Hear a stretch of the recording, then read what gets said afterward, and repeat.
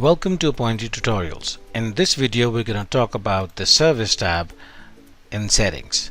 As you can see, I already have a lot of services, but if you want to add a new service, you can click on add new service on the top right corner. It's going to ask you to select a category. Now by default what happens is that you have one category, so that category would automatically be selected. Give me a minute, let me show you. So as you can see in this example, I have one category that is the default category and one service. So when I click on add service, that default category would be selected by default. Then I will add the name of the service. Once I've added the name of the service, I can then add in the duration, so you can set how long that service or that appointment is going to be for. 60 minutes, 30 minutes, 90 minutes, 75 minutes. The minimum that you can set is 5 minutes and the maximum that you can set is 24 hours. So I will select 60 minutes. Then the system is going to ask you if there is a price to that service. So I'm going to put in $30. Then you have the capacity. Now by default the capacity is going to be 1, which means the appointments are going to be one-on-one appointments. But if it's like a class, or if it's like a group appointment or a yoga session or a fitness session where one person or one trainer or teacher can have multiple people book the same appointment with them, then you can change the capacity. So let's say for example in a classroom where a particular teacher can teach up to 15 students, I will set the capacity to 15. Then we have the description, in which you can mention what the service is all about. Now you can also mention if there is any piece of equipment that the customer needs to bring, or what the customer should expect when they book this kind of an appointment. Again, this is an optional field, so I will leave it blank. Once I click on add, you would be able to see that I have the name of the service, the duration, the cost, the capacity over here. Then we have the time slot and the visibility. So to explain the time slot and visibility, I'm going to click on the name of the service. Now as soon as you click on the name of the service, you're going to see the details. You have the service description, then you have active. Again, the same way that works for a staff member. If you don't want anybody, including the administrator and the customer, to book this service, you just click on no, and you can see on the left side that service has been removed from the list. So let me just activate it again. Then you have internal services, which means that this service cannot be booked by customers, and it will be booked only by either the administrator or the manager or the staff member. Then you have the booking link. So again, each service and each staff member has their own particular link. If you copy and paste this link or send it to your customers and they go to this link, they would see the availability only for this service. If you have multiple staff members linked to this service, they would see either the choice to choose any of the staff member or a cumulative availability of all the staff members. Then you have the time interval, as I had mentioned earlier, the time slots. What this basically does is, let's say for example you open your availability from 9 in the morning to 6 in the evening. The time interval is going to divide that into equal slots of 30 minutes. Now as you can see, it says default 30 minutes. I can click on edit, and the first option is set time intervals as per business level. Now we have 3 settings for this. The first one is as per business level, which can be changed in availability options, which is also there in settings. The second one is set custom interval. So let's change it to 60 minutes, and I click on save. Now as you can see, the fixed interval, it says 60 minutes. If I go to the second service, it still says default 30 minutes. So you can have separate services with separate time intervals. Also we have precision time intervals. So basically the way that this would work is that even though you are available from 9 AM to 6 PM, let's say this particular service, you want the availability for only 2 time slots or 3 time slots. Now if you bring your mouse pointer to the question mark, it will tell you the criteria on how to open up multiple time slots. So they should be separated by a comma. We also have a hashtag feature. What basically that means is if you put a hashtag before a time slot or after a time slot, so let's say in this scenario you have 9 a.m. 12 noon and then a hashtag and then 3 p.m. So the 3 p.m. will only show up once both 9 a.m. and 12 p.m. have been booked. So you can set up these time slots, click on save. Now irrespective of what you set as availability, the open slots that the customers would see are going to be just 10 a.m. and 12:15 p.m. The next tab is availability. So just like the staff availability, you can set the service availability. In the staff tab you would see the services listed in the first column. In the service tab you would see the staff members. Again, you have regular, irregular and the list view. So the regular hours are going to repeat themselves every week.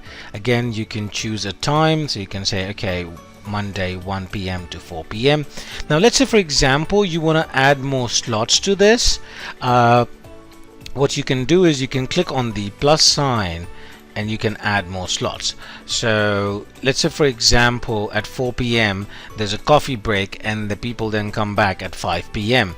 and they continue till 9 p.m. So you can add multiple slots. Again, you can add as many as you'd like, and you can also remove the additional time slots. So you can remove those. Then we have the service, so you can select multiple services so that it copies the same time slot to or same availability to multiple services. Then you have repeat for other staff members, so that you can repeat the same availability for other staff members. The same okay, give me a minute. Right, then it's the same for the irregular hours as you had seen it in the staff tab.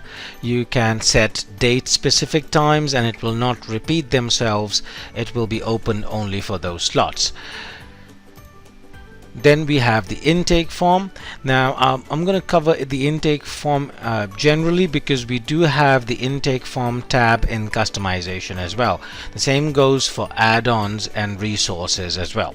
So the intake form basically functions if you want to ask more questions apart from the default ones that we ask, like name, email address, city, state, zip, mobile number. Those are the default ones that we ask. So let's say for example you want to know the age of the customer who's booking the appointment. Then we have different types: text, numbers, date, so on and so forth. So I'll select number. Now if you want to keep it optional, you do not make it required. If you want to make it mandatory, you say required, and then you select the services. Now because you're doing it from the service tab, it'll by default select that only service, so it'll be selecting only one service, and then you can click on the name of that service and select it for multiple services. So once I click on done, I click on add, and then make sure you click on save changes, otherwise the changes would not have taken effect. The next tab is the add-ons tab. So add-on tabs is used to upsell maybe products or services or additional services that basically add on onto the existing services. Now the add-on would increase the cost of the service, but it will not increase the duration of the appointment. And to to add the add-on, just click on add-on and then type in the name of the add-on, and then you can type in the cost.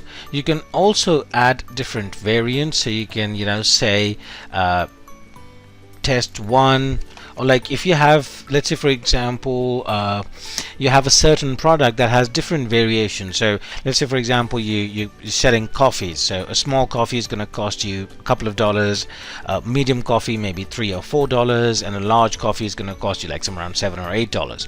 So you can add different variants for the same add-on, so the same type of service. And then you have how do you want the add-ons to appear. So you can either show them once per order or show them multiple times for each service selected, right? So if I am selecting both of these services to book back to back, I can then be shown the same add-on multiple times, once for each service. Or when I select once per order, irrespective of how many services I select, it's going to show only once.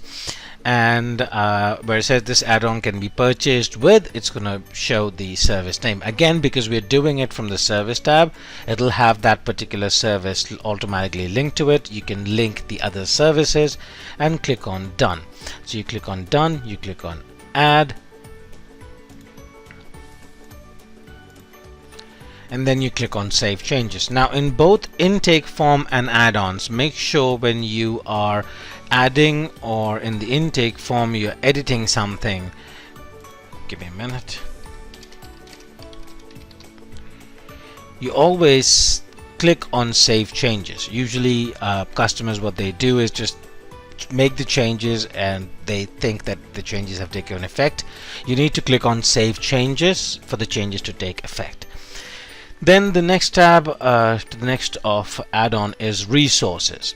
Now resources again is a separate tab entirely, so I'm just going to cover it generally over here. Resource basically is a feature where you add a third factor into an appointment. So let's say for example you have 3 classrooms but you have 5 teachers as staff members.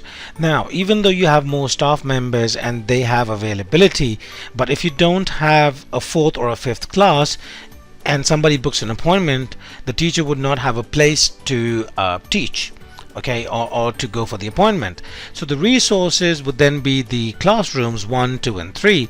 As soon as the 3rd appointment is booked with the 3rd class and you still have staff members available, it will still not show availability. Now this works in different workarounds. I will create a separate video for that, so I'll just leave it like that. Then we have dependency. Now the way dependency works is basically you link 2 particular services to each other. So let's say I link the appointment to the test and I click on save. Now what will happen is we do have a feature where customers can book back-to-back appointments. So let's say the appointment needs to be booked first and then the test.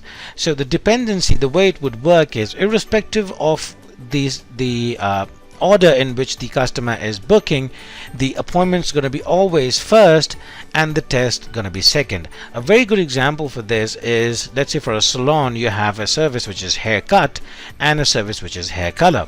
Let's say the customer chooses in a back-to-back booking scenario, he chooses the hair color first and then the haircut. Obviously in real world you can't go for a hair color and then get that haircut. You would need the haircut first and then go for the hair coloring. So that's what the dependency basically does. It rearranges the services in the preset order that you want. So that's pretty much it. Okay, yeah, sorry about that, forgot a couple of other things. So you have the edit button. You can edit. So once you've set the duration and the price and the capacity, and let's say you decide to change that, you can click on the edit button. You can change the name, the duration. So let's say I want to change it to 90 minutes now, and the price to $35, and instead of 15 capacity, let's say 10 people. So this is where you can edit all of that. Then the one next to it is the delete button. So you can delete the service, and the same way if you delete a staff member, if you delete a service, you would lose all the appointments that are booked for that service, any past, present and future appointments. So again, just make sure when you're deleting a staff member or a service or a customer, you don't need any of those appointments. Make sure that you do not delete the services or staff members by mistake, because then it's almost next to impossible to get those appointments back. Now the one option to the right of the delete button is to change the color of the service. As you can see, both these services have separate color, and this would also help you on the calendar tab, as those appointments would have the color in the boxes depending on which service has been booked.